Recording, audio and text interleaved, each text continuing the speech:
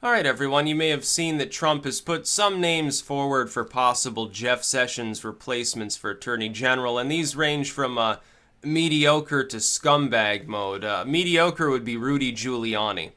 Um, Decent and sane, except on the gun issue, he's like almost Bloomberg. So I wouldn't want him as Attorney General, all things considered. He's more interesting than the alternative that's been offered, though. I'll tell you. Who's the second person? Ted Cruz. Lion Ted, Attorney General. I don't think that's a really great idea. I also find it funny how people who lambasted Ted Cruz said he was an ineligible Canadian, a backstabber, a liar, just fucking creepy and all sorts of things about him. A lot of those same people I see saying, oh yeah, that would be okay, Mr. Trump.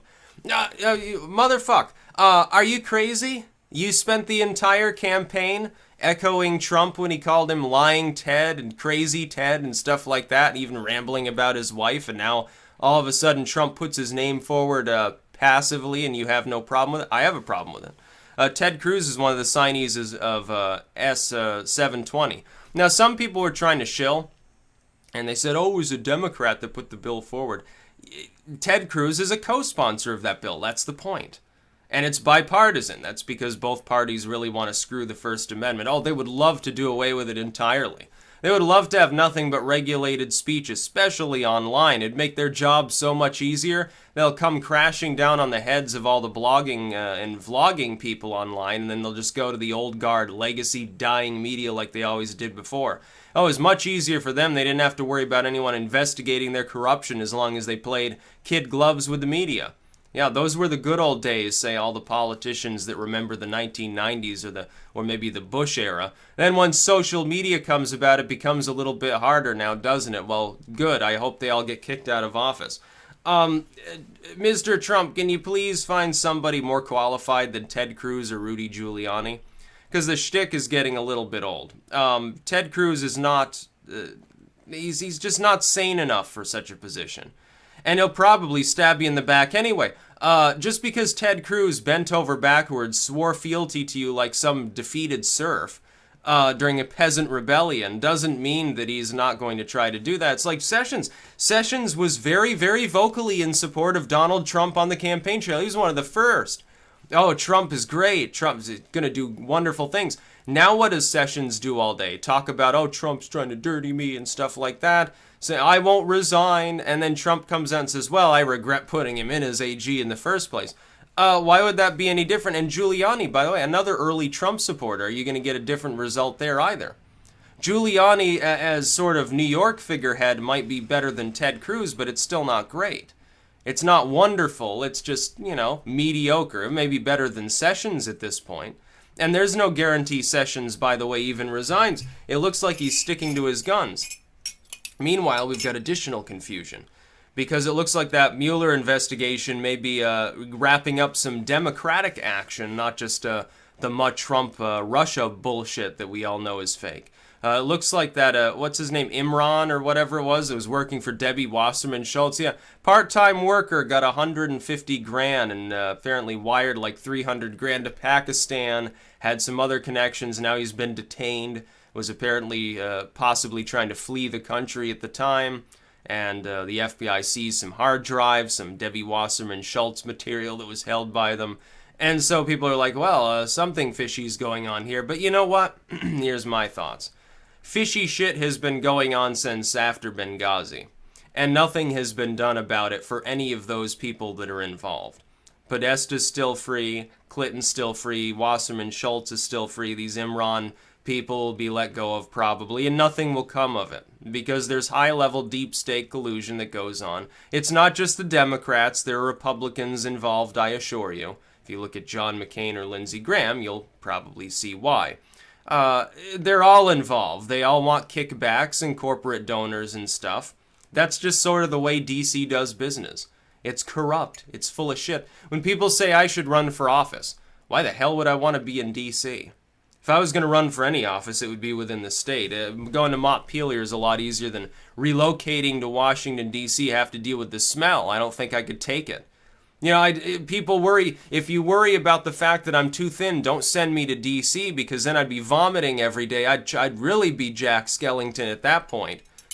It'd be terrible. I wouldn't even be able to stomach. How would you get your spoon clank? How am I supposed to stomach anything that looks like the bile that's coming, seeping out of the DC swamp? It's just not going to happen. It's just not healthy. Run for the Senate when Bernie leaves. No, absolutely not. Categorically no. That would never happen. Would run for governor as a joke, maybe to trouble Phil Scott. That'd be funny. You know, run for mayor or something. Although right now our mayor seems to be doing an okay job, so I think I'd wait till he left. Sometimes people stay in there for 6-7 terms, so, you know, good luck waiting that long. I think I'd lose interest. It probably wouldn't be in the state at that point. But Rudy Giuliani would be acceptable, except on guns. I think that would be an important thing for the AG. Especially, Trump may want to play up to his core fans. So he can put forth Giuliani, say, oh, he was always on my side, he's a likable New York gentleman, and blah, blah, blah. And he can get fiery, and he can, at times. And by the way, Giuliani's the one that Trump was like, feeling up his fake boobs in that really weird video, the fundraising one from, I think it was back in the early 90s or something, where Giuliani's made up as a woman and spraying himself with like perfume, and Trump's leaning in, he's like, oh, it's such a wonderful smell. It is a little bit odd.